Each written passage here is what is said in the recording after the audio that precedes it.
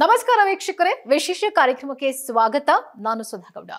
ವೀಕ್ಷಕರೇ, ನಮ್ಮ ಕರ್ನಾಟಕ ರಾಜ್ಯದ ಹಲವು ಶಾಲಾ ಕಾಲೇಜುಗಳಲ್ಲಿ ಹಲವು ರೀತಿಯಾದಂತಹ ಸಮಸ್ಯೆಗಳಿದೆ. ವಿದ್ಯಾರ್ಥಿಗಳಿಗೆ ಒಂದು ರೀತಿಯಾದಂತಹ ಸಮಸ್ಯೆಗಳಾದರೆ ಶಿಕ್ಷಕರಿಗೆ ಒಂದು ರೀತಿಯಾದಂತಹ ಸಮಸ್ಯೆಗಳು, ವಿದ್ಯಾರ್ಥಿಗಳಿಗೆ ಶಿಕ್ಷಕರಿಂದಲೂ ಸಮಸ್ಯೆಗಳಾಗ್ತಾ ಇದೆ. ಇನ್ನು ಕಾಲೇಜುಗಳಲ್ಲಿ ವಿದ್ಯಾರ್ಥಿಗಳಿಂದ ಉಪನ್ಯಾಸಕರಿಗೆ ತೊಂದರೆ ಆಗ್ತಾ ಇದ್ರೆ ಅದೇ ಉಪನ್ಯಾಸಕರುಗಳಿಗೆ ವಿದ್ಯಾರ್ಥಿಗಳಿಂದಲೂ ತೊಂದರೆ ಆಗ್ತಾ ಇದೆ. ಜೊತೆಗೆ ಅಲ್ಲಿ ಬರುವಂತಹ ಅತಿಥಿ ಉಪನ್ಯಾಸಕರುಗಳಿಗೂ ಬಹಳಷ್ಟು ತೊಂದರೆಗಳಾಗ್ತಾ ಇದೆ.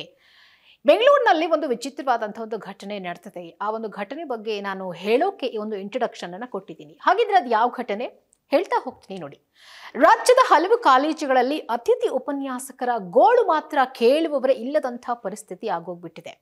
ತಮ್ಮ ಪಾಡಿಗೆ ತಾವು ಬಂದು ಕಾಲೇಜು ವಿದ್ಯಾರ್ಥಿಗಳಿಗೆ ಪಾಠ ಮಾಡಿ ಹೋಗುವ ಈ ಅತಿಥಿ ಉಪನ್ಯಾಸಕರುಗಳಿಗೆ ಹಲವು ರೀತಿಯಲ್ಲಿ ಕಾಲೇಜಿನ ಬೇರೆ ಬೇರೆ ಉಪನ್ಯಾಸಕರಿಂದ ಹಲವು ರೀತಿಯ ಸವಾಲುಗಳು ಎದುರಾಗ್ತಾ ಇದೆ. ಈ ಸವಾಲುಗಳನ್ನು ಎದುರಿಸಿ ವಿದ್ಯಾರ್ಥಿಗಳಿಗೆ ಪಾಠ ಮಾಡಿ ತಿಂಗಳ ಕೊನೆಯಲ್ಲಿ ಸಂಬಳ ತೆಗೆದುಕೊಳ್ಳುವಷ್ಟರಲ್ಲಿ ಪಾಪ ಅವರು ಬೇಸತ್ತು ಹೋಗಿರ್ತಾರೆ.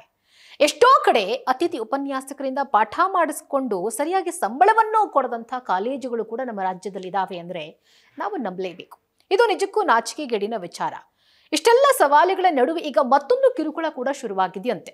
ಅದುವೇ ಲೈಂಗಿಕ ದೌರ್ಜನ್ಯ. ಈ ಲೈಂಗಿಕ ದೌರ್ಜನ್ಯ ಅನ್ನುವಂಥದ್ದು ಬಹುಶಃ ಎಲ್ಲಾ ರೀತಿಯಾದಂತಹ ಹುದ್ದೆಗಳನ್ನ ನಿರ್ವಹಿಸುವಂಥ ಒಂದು ಕಚೇರಿಗಳಲ್ಲಾಗಿರ್ಬೋದು, ಕಾಲೇಜುಗಳಲ್ಲಿ, ಶಾಲೆಗಳಲ್ಲಿ ಎಲ್ಲಿ ಲೈಂಗಿಕ ದೌರ್ಜನ್ಯ ಇಲ್ಲದ ಒಂದು ಪ್ರಕರಣಗಳಿಲ್ಲ, ಲೈಂಗಿಕ ದೌರ್ಜನ್ಯ ನಡೆಯದ ಸ್ಥಳಗಳಿಲ್ಲ ಅಂತ ಹೇಳ್ಬೋದು. ಅಷ್ಟರ ಮಟ್ಟಿಗೆ ನಮ್ಮ ರಾಜ್ಯದಲ್ಲಿ ಲೈಂಗಿಕ ದೌರ್ಜನ್ಯ ನಡೀತಾ ಇದೆ. ಸರ್ಕಾರ ಇದರ ಒಂದು ವಿರುದ್ಧವಾದಂಥ ಒಂದು ಕ್ರಮವನ್ನು ತೆಗೆದುಕೊಳ್ಳಲೇಬೇಕಾದಂಥ ಅನಿವಾರ್ಯ ಪರಿಸ್ಥಿತಿ ಇದೆ. ಆದರೂ ಕೂಡ ಎಷ್ಟೋ ಸಂದರ್ಭಗಳಲ್ಲಿ ಕಣ್ಣಿಗೆ ಕಾಣದೆ, ಗೊತ್ತಿಲ್ಲದೆ, ಗೌಪ್ಯವಾಗಿ ಇಂಥವೆಲ್ಲವೂ ಕೂಡ ನಡೀತಾ ಇರುತ್ತೆ. ಹೌದು, ಇತ್ತೀಚೆಗಷ್ಟೇ ಬೆಂಗಳೂರಿನ ಜ್ಞಾನ ಭಾರತಿ ಆವರಣದಲ್ಲಿ ಇಂಥದ್ದೊಂದು ಘಟನೆ ನಡೆದು ಹೋಗ್ಬಿಟ್ಟಿದೆ. ಮಕ್ಕಳಿಗೆ ಪಾಠ ಮಾಡುವ ಉಪನ್ಯಾಸಕರು ಅಂದ್ರೆ ನಾವೆಲ್ಲರೂ ಏನಂದ್ಕೊಳ್ತೀವಿ, ಗುರುಗಳ ಸಮಾನ ಅಂತ ಹೇಳಿ ಅಂದ್ಕೊಳ್ತೀವಿ. ವಿದ್ಯೆ ಕಲಿಸುವ ಗುರು ಎನ್ನುವ ನಾವುಗಳು ಇವರಿಂದ ಕಲಿತಾ ಇರೋದಾದ್ರೂ ಏನು ಅನ್ನುವಂಥ ಪ್ರಶ್ನೆ ಇತ್ತೀಚಿನ ದಿನಗಳಲ್ಲಿ ನಮ್ಮನ್ನ ಕಾಡ್ತಾ ಇದೆ. ಯಾಕಂದ್ರೆ ಇವರ್ಯಾರು ಕೂಡ ಗುರುಗಳಾಗಿಲ್ಲ. ಗುರುಗಳ ರೂಪದಲ್ಲಿರುವಂತಹ ನರ ರಾಕ್ಷಸರಾಗ್ಬಿಟ್ಟಿದ್ದಾರೆ, ಕಾಮುಕರಾಗ್ಬಿಟ್ಟಿದ್ದಾರೆ, ಅಂಧರಾಗ್ಬಿಟ್ಟಿದ್ದಾರೆ. ಇವರನ್ನ ನಾವು ನಿಜಕ್ಕೂ ಇಂಥ ಹುದ್ದೆಗೆ ಯಾಕಾದ್ರೂ ನೇಮಕ ಮಾಡ್ಕೊಂಡ್ವೋ, ಇಂಥವರಿಂದ ನಾವು ಪಾಠ ಕಲಿಬೇಕಾ ಅನ್ನುವಂಥ ಪ್ರಶ್ನೆಗಳು ನಮ್ಮೆಲ್ಲರನ್ನ ಕಾಡ್ತಾ ಇದೆ. ಇವಾಗೆಲ್ಲ ನೋಡಿ, ಡಿಜಿಟಲ್ ಯುಗದಲ್ಲಿರುವಂಥ ನಾವುಗಳು ಏನೇ ಮಾಡಿದ್ರು ಕೂಡ, ಅದು ಸೆಲೆಬ್ರೇಷನ್ ಆಗಿರ್ಬೋದು, ಒಂದು ಘಟನೆ ಆಗಿರ್ಬೋದು, ಅದು ರೇಪ್ ಆದ್ರೂ, ಒಂದು ಕೊಲೆ ಆದ್ರೂ, ಮರ್ಡರ್ ಆದ್ರೂ, ಏನೇ ಆದ್ರೂ ಕೂಡ ಅದೆಲ್ಲವನ್ನ ಮೊಬೈಲ್ನಲ್ಲಿ ರೆಕಾರ್ಡ್ ಮಾಡಿಕೊಂಡು ಸೋಷಿಯಲ್ ಮೀಡಿಯಾದಲ್ಲಿ ಹಂಚಿಕೊಳ್ಳುವಂಥ ಒಂದು ಕಾಲ ಇದು. ಟ್ರೆಂಡ್ ಅಂತ ಕೂಡ ಹೇಳ್ಬೋದು. ಕೆಲವೊಮ್ಮೆ ಗೌಪ್ಯವಾಗಿ ನಡೆದಿದ್ರು ಕೂಡ ಅದನ್ನ ಮೊಬೈಲ್ನಲ್ಲಿ ರೆಕಾರ್ಡ್ ಮಾಡ್ಕೊಂಡು ಬಿಟ್ಟಿರ್ತಾರೆ. ಯಾವುದೋ ಸಂದರ್ಭಗಳಲ್ಲಿ ಅದನ್ನ ಹರಿಬಿಟ್ಟು ಬಿಡ್ತಾರೆ. ಇತ್ತೀಚೆಗಷ್ಟೇ ಮಕ್ಕಳಿಗೆ ಪಾಠ ಮಾಡುವ ಉಪನ್ಯಾಸಕರೇ ಕುಡಿದು ಮತ್ತಿನಲ್ಲಿ ಬೇಕಾಬಿಟ್ಟಿ ವರ್ತಿಸಿದಂತ ಡಾನ್ಸ್ ವಿಡಿಯೋ ಒಂದು ವೈರಲ್ ಆಗಿದೆ. ಈ ವಿಡಿಯೋ ನೋಡಿದ್ರೆ ನಿಜಕ್ಕೂ ಇದು ಬೆಚ್ಚಿ ಬೀಳುವಂತ ಘಟನೆ. ಯಾಕಪ್ಪ ಅಂದ್ರೆ ಈ ಒಂದು ಘಟನೆ ನಡೆದ ಬೆನ್ನಲ್ಲೇ 5 ಉಪನ್ಯಾಸಕರ ವಿರುದ್ಧ ಜ್ಞಾನ ಭಾರತಿ ಪೊಲೀಸ್ ಠಾಣೆಯಲ್ಲಿ FIR ದಾಖಲಾಗಿದೆ.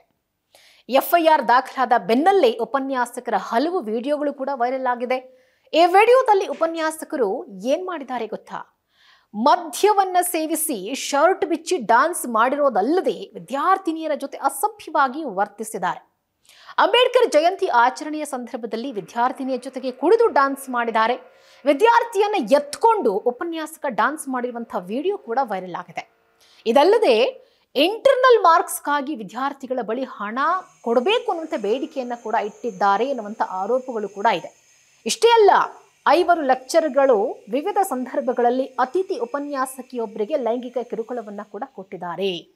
ಈ ಪ್ರಕರಣಕ್ಕೆ ಸಂಬಂಧಪಟ್ಟಂತೆ ಈ ಒಂದು ಪ್ರಕರಣ ನಡೆದಿರೋದು ಜ್ಞಾನ ಭಾರತಿ ಆವರಣದಲ್ಲೇ. ಈ ಒಂದು ಕೃತ್ಯ ನಡೆದಿರುವಂಥದ್ದು ಜ್ಞಾನ ಭಾರತಿ ಆವರಣದಲ್ಲೇ ಆಗಿರೋದ್ರಿಂದ ಜ್ಞಾನ ಭಾರತಿ ಪೊಲೀಸ್ ಠಾಣೆಯಲ್ಲೇ FIR ದಾಖಲಾಗಿರೋದು. ಇದನ್ನೆಲ್ಲ ನೋಡ್ತಾ ಇದ್ರೆ ನಿಜಕ್ಕೂ ನಾಚಿಕೆಯಾಗಬೇಕು ಉಪನ್ಯಾಸಕರ ಈ ಒಂದು ದುರ್ವರ್ತನೆಗೆ. ನೀವೆಲ್ಲ ಉಪನ್ಯಾಸಕ ವೃತ್ತಿಗೆ ಒಂದು ಕಳಂಕ ಮತ್ತು ಅನರ್ಹರು ಅಂತಲೇ ಪರಿಗಣಿಸಬೇಕು. ಜವಾಬ್ದಾರಿಯಿಂದ ವರ್ತಿಸಬೇಕಾದಂಥ ಕಾಲೇಜು ಉಪನ್ಯಾಸಕರು ಬೇಜವಾಬ್ದಾರಿಯಿಂದ ವರ್ತಿಸುವಂಥ ಘಟನೆಗೆ ಸಾರ್ವಜನಿಕರು, ವಿದ್ಯಾರ್ಥಿಗಳು ಹಾಗೂ ಹೆತ್ತವರು ಆತಂಕ ವ್ಯಕ್ತಪಡಿಸುವುದರ ಜೊತೆಗೆ ಆಕ್ರೋಶವನ್ನು ಕೂಡ ವ್ಯಕ್ತಪಡಿಸಿದ್ದಾರೆ. ಇದೇ ರೀತಿ ಹಿಂದೊಮ್ಮೆ ಜ್ಞಾನ ಭಾರತಿ ಆವರಣದಲ್ಲಿ ವಿದ್ಯಾರ್ಥಿನಿಯೊಬ್ಬಳ ಮೇಲೆ ಸಾಮೂಹಿಕ ಅತ್ಯಾಚಾರ ಕೂಡ ನಡೆದಿತ್ತು.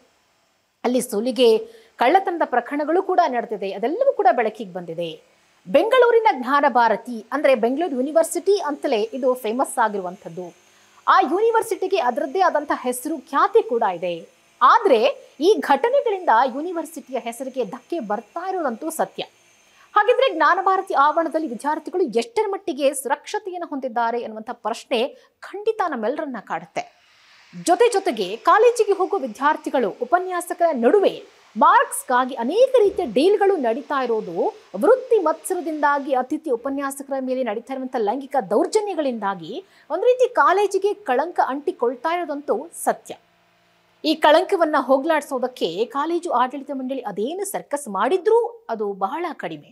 ಆದರೆ ಪೋಷಕರಾಗಿರುವಂಥ ನಿಮ್ಮ ಒಂದು ಗಮನಕ್ಕೆ ನಾವು ತರಬೇಕಾಗಿರುವಂಥ ವಿಚಾರ ಏನಪ್ಪಾ ಅಂದ್ರೆ, ಜ್ಞಾನಭಾರತಿ ಯೂನಿವರ್ಸಿಟಿಗೆ ನಿಮ್ಮ ಮಕ್ಕಳನ್ನ ಸೇರಿಸುವ ಮುನ್ನ ಸರಿಯಾಗಿ ಪರಿಶೀಲನೆ ಮಾಡಿ. ಅಲ್ಲಿ ಉಪನ್ಯಾಸಕರ ನಡತೆ ಹೇಗಿದೆ, ಅಲ್ಲಿನ ವಾತಾವರಣ ಹೇಗಿದೆ, ಅಲ್ಲಿ ನಮ್ಮ ಮಕ್ಕಳು ಸುರಕ್ಷಿತವಾಗಿರ್ತಾರಾ ಅಂತ ನಾವು ಪರೀಕ್ಷೆಯನ್ನ ಮಾಡಬೇಕಾಗಿದೆ. ಹಾಗೆ ನಾವು ಪರೀಕ್ಷೆ ಮಾಡಿದ ಮೇಲೆ ನಿಮ್ಮ ಮಕ್ಕಳನ್ನ ನೀವು ಅಲ್ಲಿ ಸೇರಿಸಬೇಕೋ ಬೇಡವೋ ಅನ್ನುವಂಥ ನಿರ್ಧಾರಕ್ಕೆ ನೀವು ಬರಬೇಕಾಗಿ ಬರುತ್ತೆ.